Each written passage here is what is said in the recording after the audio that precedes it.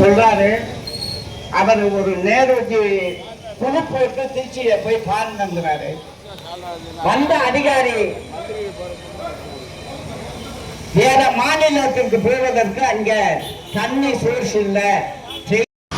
இன்றைக்கு செல்லம் பொழியுது திருச்சி மாவட்டத்தில். சேலம் உருக்கால வந்தது காமராஜர்னால.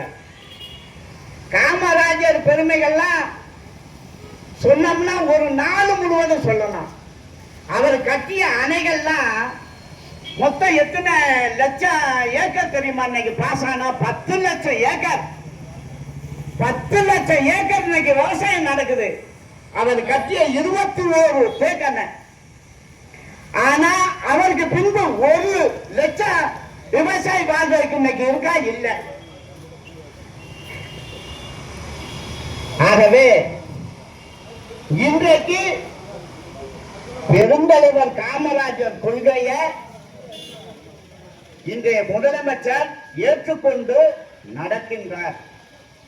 ஆகவே காங்கிரஸ் கட்சி இன்றைக்கு காமராஜர் கொள்கையை ஏற்றுக்கிட்டேனாலே நாங்கள் இன்றைக்கு அந்த கட்சியோடு எங்களுக்கும் 2 அமைச்சர்களை கொடுத்து இன்றைக்கு நடைபெற்றுக் கொண்டிருக்கின்றது.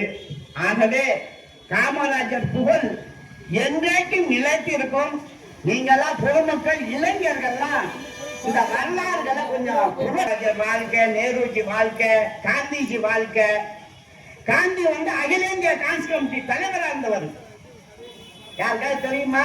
இன்னைக்கு உள்ள இளைஞர்களுக்கு தெரியவே தெரியாது. தெரிஞ்சாதான் காங்கிரஸ் கட்சி இப்படி போயிருக்காரு. நாங்க தான் செஞ்சதை சொல்லவே மாட்டோம். அதுல ரொம்ப கரெக்டா இருப்போம். அந்த திருச்சி பெண்ணுக்கு அதை சொல்ல மறந்துட்டேன். விளம்பரம் கொடுக்கணும். நான் காமராஜர்